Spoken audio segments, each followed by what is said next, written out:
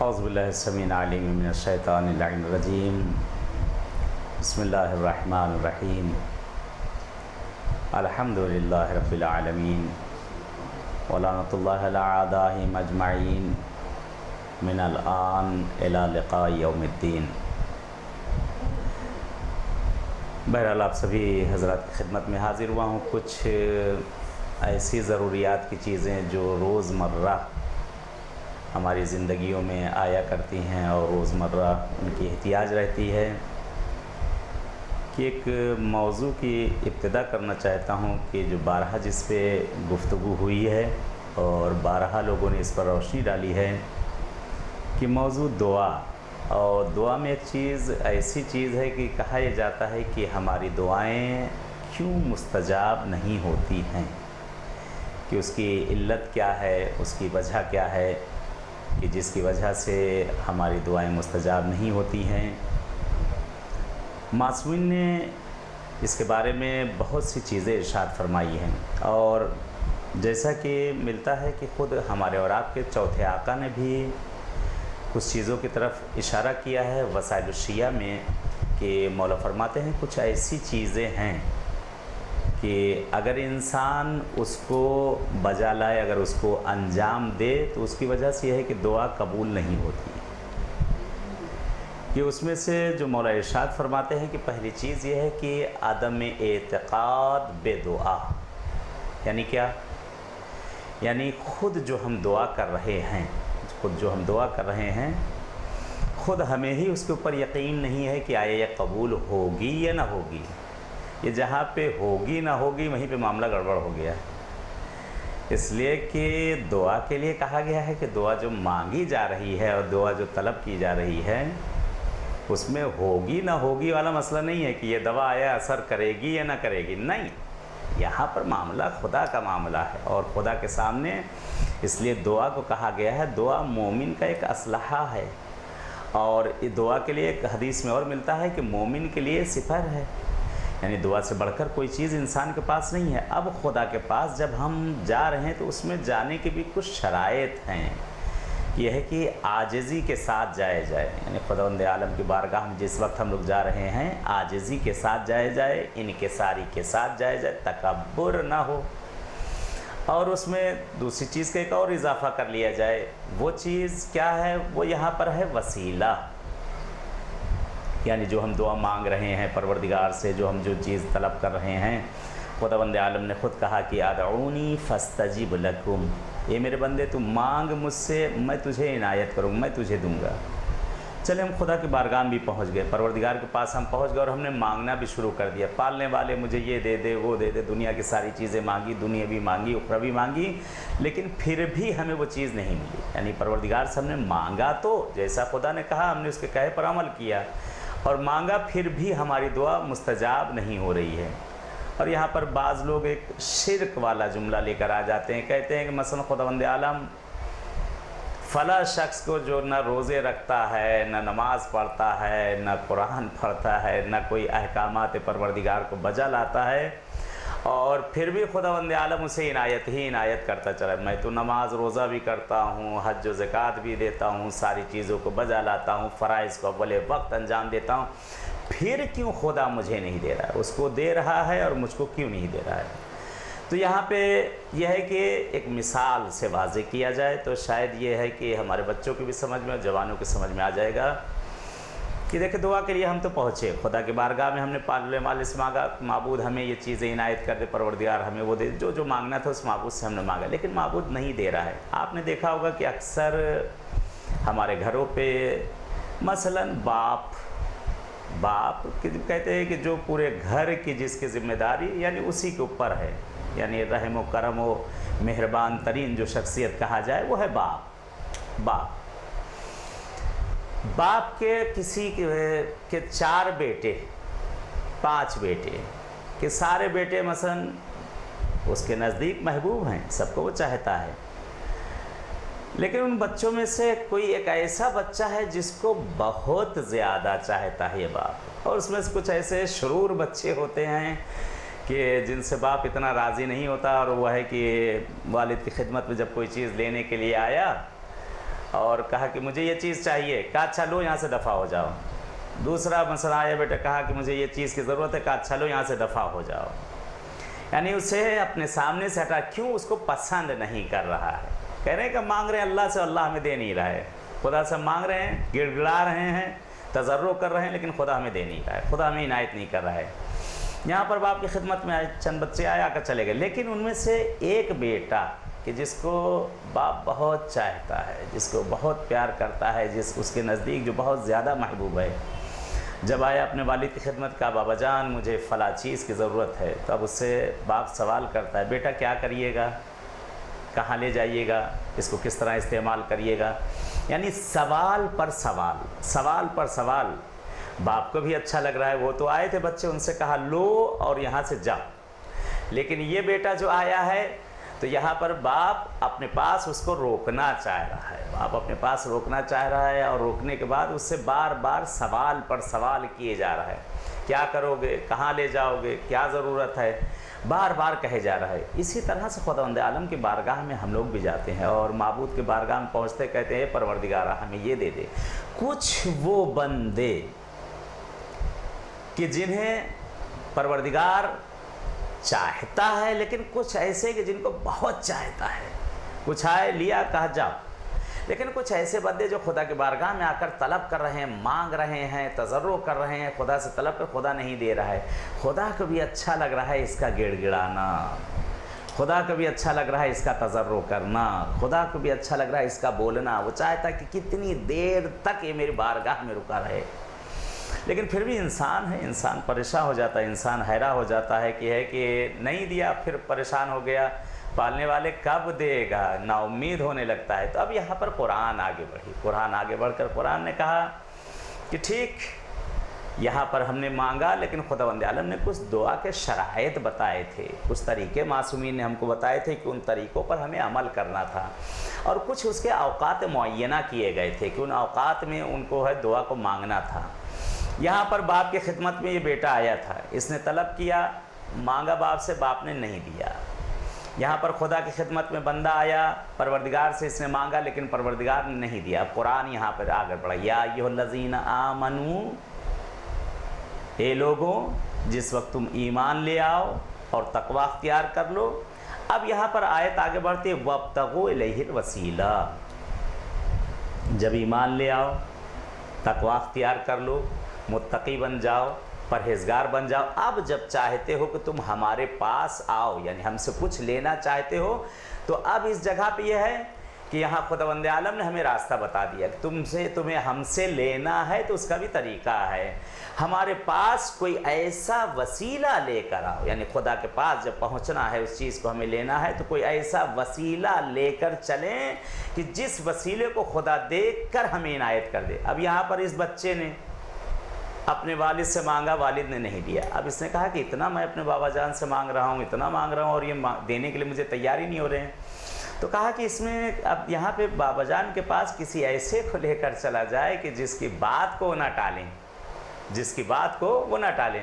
اب یہاں پہ وہ سفارش کے طور پر یہاں پر گیا، اس نے اپنی ماں کے ہاتھ کو پکڑا، سفارش کے طور پر یہاں پر گیا، اس نے اپنی بہن کے ہاتھ کو پکڑا، اور اس کے بعد انہیں لے کر آ گیا باپ کی خدمت میں، کہا کہ آپ کہیے کہ مجھے دیں۔ اب یہاں پر باپ بھی دینے پر مجبور ہو گیا۔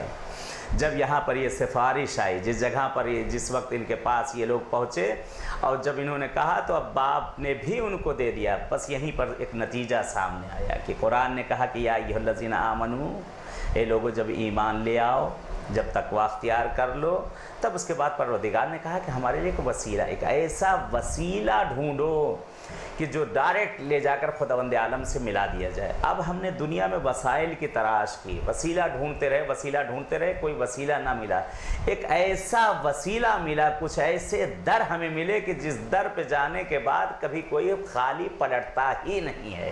وہ کون سا در ہے؟ وہ در اہل بیت ہے، اور ہم تو وہ ہیں کہ جنہیں دروں کی بھی کمی نہیں ہے، ہمارے پاس دروں کی بھی کمی نہیں، بلکہ یہاں ہمارے پاس 5، 12، 14 در ہیں کہ جس در پہ بھی ہم چلے جائیں، جس طرح پہلا عنایت کرتا ہے ویسے ہی سارے در عنایت کرتے ہیں۔ ہاں عزیزو، जब हमने दुआ मांगी और कुछ ऐसी चीज़ें हैं जो मासूमीन ने बयान फरमाई है कि बारहा अक्सर मैंने अर्ज़ किया इसको, और अक्सरन इस चीज़ को मिंबरों से और जगह जगह पे, कि अगर कोई शख्स चाहता है, किसी की कैसी भी हाजत है, कैसी भी मुश्किल है, कैसी भी गिरफ्तारी है, मासूम फरमाते हैं, यानी गारंटी ली गई है, मासूम फरमाते हैं अगर 3 शबे जुमा, फ़कत 3, उससे ज़्यादा नहीं करना है, 3 शबे जुमा अगर कोई शख्स इस अमल को बजा लाए, मासूम कहते हैं कि अभी 3 शबे जुमा ख़त्म न हुई होगी कि उसका वो काम हो चुका होगा। अब आप जाने कि आपकी क्या मुश्किल है, मुझे नहीं मालूम कि आपकी क्या मुश्किल है, आप बेहतर समझते हैं, किसी को माल की है, किसी को आल की है, किसी को औलाद की हो, किसी को बीमारी है, किसी को कुछ है, किसी को कुछ है, हर किसी न किसी की कोई ना कोई मुश्किल परेशानी है। तालिब इल्म है तो उसे इल्म की दाह में बढ़ने के लिए उसका इश्तियाक है, आगे बढ़ने के लिए उसकी तमन्ना है। ताजिर है तो उसकी तमन्ना है कि मैं और आगे निकल जाऊं। गरीब है तो वो 2 वक्त की रोटी के लिए, बहरहाल कोई ना कोई, हर इंसान जिसे देखें आज के ज़माने में कोई सुकून से नहीं, कोई सुकून से नहीं है, हर किसी की कोई ना कोई मुश्किल परेशानी। इस अमल को लेते जाए, मासूम ने बताया है, इसको अंजाम देना आपका काम है, बताना मौला से लेकर मौलाना साहब का पहुँचाना आपके काम है उनका। अब यह अमल करना ना करना वो आप लोगों का काम है। कि मासूम ने इरशाद फरमाया है कि 3 शबे जुमा इस अमल को अंजाम देना है, यानी नमाज मगरिब के बाद से लेकर इसको चाहे जिस वक्त इसको आप अंजाम दे सकते हैं। सबसे पहले 2 रकात नमाज जैसे सुबह की पढ़ी जाती है, उसी तरीके से 2 रकात नमाज हाजत की पढ़ी जाए। सुबह की तरह जिस तरह नमाज पढ़ते हैं 2 रकात नमाज हाजत की पढ़ी जाए। और हाजत की नमाज पढ़ने के बाद मेरी तरफ मुतवज्जे रहेंगे तो आप लोग जल्दी समझ जाएंगे इसको। ये जिस जगह पर ये नमाज पढ़ी गई है, ये मुसल्ले इबादत जहाँ पर ये नमाज पढ़ी गई है, उस मुसल्ले पे जब नमाज जिस वक्त आपकी 2 रकात ख़त्म हो जाए, ख़त्म होने के बाद यहाँ से उठकर 1 कदम दाहिनी तरफ आ जाएं। यहाँ से उठने के बाद 1 कदम दाहिनी तरफ आ जाएं, और दाहिनी तरफ आने के बाद अगर खड़े हो सकते हैं तो खड़े रहें, और अगर खड़े नहीं हो सकते तो बैठ जाएं। तो यहाँ पर करना क्या है, नमाज ख़त्म हुई, मुसल्ला इबादत से, मुसल्ला उस जगह कहते हैं, अब ये नहीं कि जहाँ नमाज ही बिछाई जाए, जिस जगह नमाज पढ़ी जाती है उसको मुसल्ला कहते हैं। यहाँ पर जो नमाज पढ़ी गई वहाँ से दाहिनी तरफ 1 कदम आकर खड़े हो जाएं या बैठ जाएं, और 469 मरतबा 469 469 मरतबा या बसाले महदी अदरिकनी, या बसाले महदी अदरिकनी, इसको पढ़ा इस जगह पर आपने 469 मरतबा इस जगह पर हो चुका है। अब उसके बाद दोबारा फिर वापस मुसल्ले के ऊपर आ जाएं। मुसल्ले पे आने के बाद सजदे में चले जाएं। सजदे में जाने के बाद 134 मरतबा 134 134 मरतबा या बसाले महदी अदरिकनी, या बसाले महदी अदरिकनी, और इसको उसी सजदे के अंदर, उसी सजदे के आलम में जो भी आपकी हाजत है, जो भी आपकी मुश्किल है, जो भी आपकी गिरफ्तारी है, उसी में तलब कर। मासूम फरमाते हैं कि अभी 3 शबे जुमा न गुजरी होगी, जिस चीज़ के लिए भी आपने इस अमल को अंजाम दिया है परवरदिगार वो चीज़ इनायत कर चुका होगा। बहरहाल ये तो एक चीज़ ऐसी, और जैसा कि बारहा एक और दुआ है कि जो इमाम हुसैन अलैहिस्सलाम ने जिसको नक़ल किया है, और मिफ्ताहुल कुनूज़ के अंदर भी ये मौजूद है, और बड़े बड़े उलमा ने इसको नक़ल किया है, कि जिस दुआ का नाम ही गिरह गुशा है। गिरह गुशा यानी जब गुत्थियाँ बिल्कुल उलझ जाएं, जब ज़िंदगियों में हमारी गिरह लग चुकी हो और सारे काम हमारे बंद हो चुके हों, और लोगों के शर हमारे ऊपर आना शुरू हो गए। मासूम फरमाते हैं, सुने हदीस, मासूम फरमाते हैं इस दुआ के लिए, मौला इमाम हुसैन अलैहिस्सलाम से मनक़ूल है।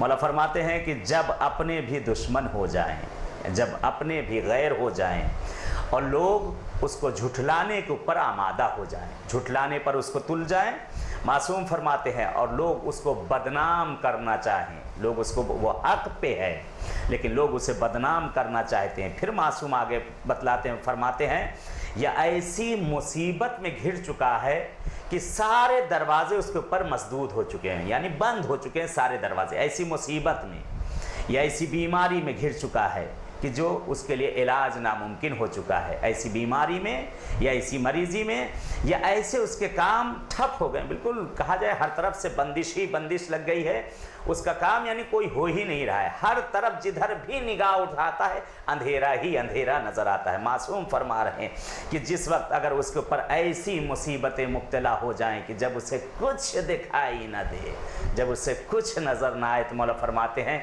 इस दुआ को तुम मगरिब और इशा के बाद और नमाज सुबह के बाद इस दुआ को पढ़ लो कि परवरदिगार तुम्हारी हाजत को पूरा करेगा। दुआ ये है, बिस्मिल्लाहिर्रहमानिर्रहीम, अल्लाहुम्मा इन्नी अस्अलुका बिकलमातिका व माक़िद अर्शिका व सुक्कान समावातिका व अंबियाइका व रसूलिका अन तस्तजीब ली फ़क़द राहिक़नी मिन अमरी उसरुन फ़अस्अलुका अन तुसल्लि अला मुहम्मदिन व आल मुहम्मदिन व अन तजअल ली मिन अमरी फ़रजन व मुख़रजा। कि इसको पढ़ने के बाद और अपनी दुआ को तलब कर लें कि इंशाअल्लाह मौला ज़रूर इनायत करेंगे, ज़रूर। अगर ज़ात मासूम पर अगर भरोसा है, अगर यकीन कामिल है, तो इंशाअल्लाह आपको ज़रूर मौला इनायत करेंगे। और अगर यह है कि दुआ, अगर किसी को दुआ याद ना हो तो बाद में भी बहरहाल अली टीवी वालों से आप इन दुआओं को ले सकते हैं, या यूट्यूब के ऊपर आप इन दुआओं को, जो अली टीवी का जो प्रोग्राम जिस पर रहता है उन पर भी आप इन चीज़ों को वहाँ से फराहम कर सकते हैं। एक और दुआ चलते हैं, इसलिए हर इंसान आज के ज़माने में जिसे भी देखे मुश्किल और परेशानी में घिरा हुआ है, और हर कोई गिरफ़्तार है, हर कोई गिरफ़्तार है। लेकिन सारी मुसीबतों के अगर आप हल चाहते हैं तो सबसे बेहतरीन चीज़ जो हमारे और आपके छठे आका ने बताया है वो बहुत आसान सा तरीका है कि वाजिब भी अदा हो जाएगा। मौला फरमाते हैं कि जब मुश्किलात तुम पर आना शुरू हो जाएं तो ये देखो कि तुम नमाज में कितनी ताख़ीर कर रहे हो। यानी बिल्कुल वाज़े कह दिया मासूम ने। बाज़ हज़रात होते हैं जिन्होंने नमाज ही पढ़ना छोड़ दिया है, वाजिबात ही को तर्क कर दिया है, कहा कि अब नहीं पढ़ेंगे, औलादें पढ़ डालेंगी हमारे बाद। नहीं, ऐसा नहीं है अजीज़ों। किसने वहाँ का आलम देखा? वो डंडे पड़ेंगे इंसान को वहाँ कि गिनना मुश्किल हो जाएंगे। इससे अच्छा कि यहीं से इंसान तैयारी करके जाए। कि औलाद को बेचारे कहा जाता है कि औलाद, बड़ा बेटा ये हमारी जो क़ज़ा नमाज़ें हैं इन सब को अदा कर लेगा। देखें, शरीयत का मजाक मत उड़ाएं, शरीयत का मजाक मत उड़ाएं। शरीयत कहीं ये नहीं कहती नज़र आती कि बड़े बेटे पर बाप की क़ज़ा नमाजें और रोज़े वाजिब हैं पूरी उम्र के। कहीं भी अगर आप दिखा दें तो जो आप कहें मैं मानने के लिए तैयार, कहीं पर भी लिखा दिखा दें शरीयत ने कहा हो कि तमाम उम्र के बाप की नमाज और रोज़े बड़ा बेटा अदा करेगा। क्या गलती हो गई बेचारे के बड़े बेटे के जो घर में बड़ा पैदा हो गया? उसकी क्या गलती हो गई बेचारे की? क्यों घर में बड़ा ही पैदा हो गया, सारी मुसीबत उसी के सर पे आ गई? शरीयत ने ये कहीं नहीं कहा। पूरी ज़िंदगी बाप तो मोछ पे ताव देकर घूमता रहा, खुदा की ज़मीन पर टहलता रहा, कभी एक वक्त खुदा की बारगाह में जाकर उसने पेशानी को खम नहीं किया। और उस पर यह है कि तुर्रे इम्तियाज़ी उनकी ये कही है कि यानी मेरी औलाद अदा कर लेगी, मेरी औलाद। औलाद क्यों अदा कर लेगी? काहे के लिए औलाद अदा करने लगी? नहीं, देखिए शरीयत ने जो कहा है उसी को बयान करिए। जो शरीयत ने क्या कहा है? बाप की क़ज़ा नमाज़े और रोज़े फ़र्जंद बुज़ुर्ग यानी बड़े बेटे के ऊपर वाजिब हैं। लेकिन कौन सी? क्या सारी उम्र की? क्या जिस वक्त से ये बालिग हुए हैं आखिरी उम्र तक वो सारी नमाजें जो रह गई हमारे वालिद मोहतरम की वो सब हमारे ऊपर वाजिब हैं? नहीं, शरीयत ने उसका तरीक़ा कानून बताया है। वो नमाजें, शरीयत वो नमाजें जो बाप ने इलालत, मरीज़ी और बीमारी के आलम में जो क़ज़ा की हैं, पूरी ज़िंदगी इबादत गुजार था, ये पूरी ज़िंदगी इबादत किया करता था, वाजिबात को अदा करता था। लेकिन कुछ अय्याम में, कुछ दिनों में, कुछ महीने, हफ्ते, साल भर ये बीमार हो गया, मरीज़ हो गया, हालत एहतिज़ार में रहा। यानी उस वक्त की नमाज़ों के लिए शरीयत ने कहा है कि ये नमाजें फ़र्जंद बुज़ुर्ग के ऊपर वाजिब हैं जो बीमारी के हालत में इससे छूटी हैं। ना पूरी उम्र की नमाजें और पूरी उम्र के रोज़े। वो तो फिर वहाँ पे एक मसला ही अलग हो जाएगा। इसलिए खुल्लम खुल्ला अलल ऐलान हम खुदावंद आलम की जो है मुखालफत कर रहे हैं, मासूमीन की हम मुखालफत कर रहे हैं। मासूम कहते चले आ रहे हैं कि इन क़ुबिलत मा सिवा व इन रुद्दत मा सिवा। मजाक उड़ाया जाता है। आज लोग उल्टी सीधे बातें कहा करते हैं, कहते क्या ज़रूरत हमें नमाज़ पढ़ने की, क्या ज़रूरत हमें रोज़ा रखने की। अली तो सारी नमाज़ें पढ़कर जा ही चुके हैं अली तो सारे रोज़े रखकर जा ही चुके हैं, हमें क्या करना है। मौला तो है ही हैं, मौला आ जाएंगे कब्र में, सारा मामला ही हल है। देखें हदीस मासूम मौजूद है, पांचवें आका से मौजूद है और दीगर इमामों से मौजूद है कि नमाज का अदा न करने वाला इंसान जानबूझकर उस पर कुफ्र का इतलाक किया जाता है। आया काफिर से मिलने अली आएंगे, आपका एतकाद है तो इसका मतलब तब तो सही है, हिंदू मरेगा उसके यहाँ भी आएंगे अली। हिंदू मरेगा, ये काफिर मरेगा, उसके पास भी अली आएंगे मिलने को, उसकी मदद करने के लिए। क्या फ़र्क रहा? अली आएंगे, अली उसके पास आएंगे जो अली वाला होगा। अली आएंगे, अली उसके पास आएंगे जिसने अली के फरामीन पर पूरी ज़िंदगी गुजार दी होगी। अली आएंगे, अगर अली ना आए तो हमारे पास रहा ही क्या। इसलिए हमारे कोई आमाल कोई इस लायक नहीं कि जिस पर हमें एतमाद कर सकें और यकीन कर सके। एक ही ज़ात है कि जिस पर हमें यकीन है और भरोसा है जो हमें बख्शवाएगी। लेकिन अब ये नहीं है, ये देखें अक्सर होता है, जैसे कभी एग्ज़ाम हुआ, लड़का पढ़ने वाला, बहुत अच्छा पढ़ने वाला लड़का था, बहुत अच्छा पढ़ने वाला था, लेकिन क्या पता क्या हुआ कि जिस दिन एग्ज़ाम था वो सही से पेपर ना कर सका, पूरे मार्क्स वहाँ नहीं ला पाए, पूरे नंबर नहीं ला पाए, कुछ उसमें थोड़ी बहुत कोताही रहेगी का नंबर। अब यहाँ पर उस्ताद भी आपस में बैठते हैं, कहते ये लड़का तो बड़ा अच्छा था, ये पढ़ने वाला था, ये बहुत पढ़ा लिखा था, बहुत पढ़ा करता था, लेकिन इसके कुछ नंबर यहाँ पर कम हो गए, चलो इसमें बढ़ा दिया जाए। गौर करिएगा मेरी बात पे, चलो इसमें थोड़ा सा बढ़ा दिया जाए, कुछ नंबर से ये गिर रहा है।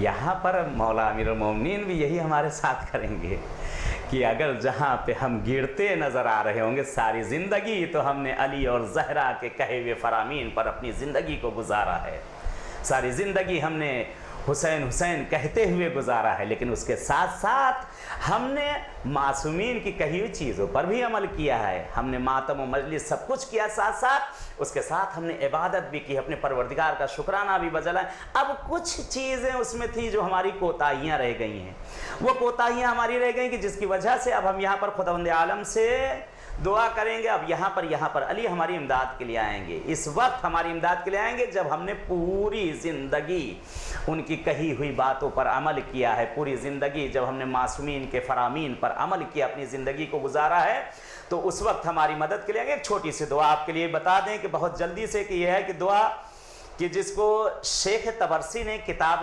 मकारिमुल अखलाक के अंदर भी और बहुत सी किताबों के अंदर इसको जिक्र किया गया है कि अगर दुआ मुस्तजाब ना हो रही हो, दुआ जिस वक्त मुस्तजाब ना हो रही हो, दुआएं कर रहा है, दुआएं रद्द हो रही हैं असलन, और बहुत मांग रहा है लेकिन नहीं मिल रहा, तो यहाँ पर आपने फरमाया है अपनी किताब के अंदर, फरमाते हैं कि सजदे में चले जाओ जिस वक्त तुम मुश्किल में घिरो कहीं किसी जगह पर, और जिस वक्त तुम्हारी कोई भी सुनी ना जा रही हो अल्लाह की बारगाह में, तो अब उस वक्त सजदे में चले जाओ।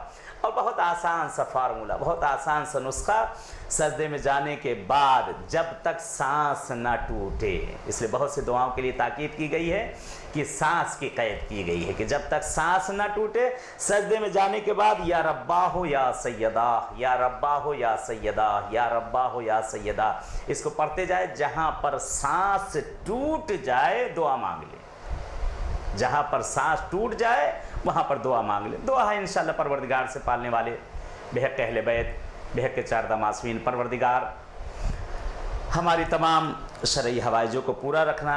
ए मेरे माबूद, तुझसे दुआ है कि पालने वाले, असल दुआ हम सब की यह है कि हमारे ज़माने के इमाम को भेज दे। दुआ है तुझसे परवरदिगार कि जो लोग भी बहरहाल इस दीन हक़्क़ा की खिदमत कर रहे हैं, जिस लिबास में भी हैं, जिस तरीके से भी बहरहाल खिदमत कर रहे हैं, दुआ है माबूद उन सब को बेहक अहले बैत, बेहक के चारदा मासूमीन, परवरदिगार तूल हयात इनायत करना। दुआ है चले सब साथ में मिलकर दुआ करते हैं और अपने इमाम ज़माना को याद करते हैं, और इंशाअल्लाह दुआ है कि जिस तरह से हम लोग इस वक्त एक दूसरे को इस जगह पर बैठे हुए देख रहे हैं, इसी तरह के तरीके से तमाम अतबात आलिया, नजफ़ काज़मैन सामर्रा, مولا امیر المومنین کے حرم میں اور آقا حسین کے حرم کے اندر خاص طور سے بڑی شہزادی جناب زینب کے حرم میں انشاءاللہ ایک دوسرے کو اسی طریقے سے وہاں بیٹھ کر زیارت کی جائے. آئیں ساتھ میں مل کر دعا امام زمانہ پڑھتے ہیں اور مولا سے اپنی دعا کو طلب کرتے ہیں. اللہم صلی علی محمد و آل محمد. اللہم صلی علی محمد و آل محمد. بسم اللہ الرحمن الرحیم. اللہم کن لولیک الحجۃ ابن الحسن صلواتک علیہ وعلی آبائہ فی ہذہ الساعۃ وفی کل ساعۃ ولیاً وحافظا وقائدا وناصرا ودلیلا وعینا حتی تسکنہ ارضک طوعا وتمتعہ فیہا طویلا برحمتک یا ارحم الراحمین. اللہم صلی اللہ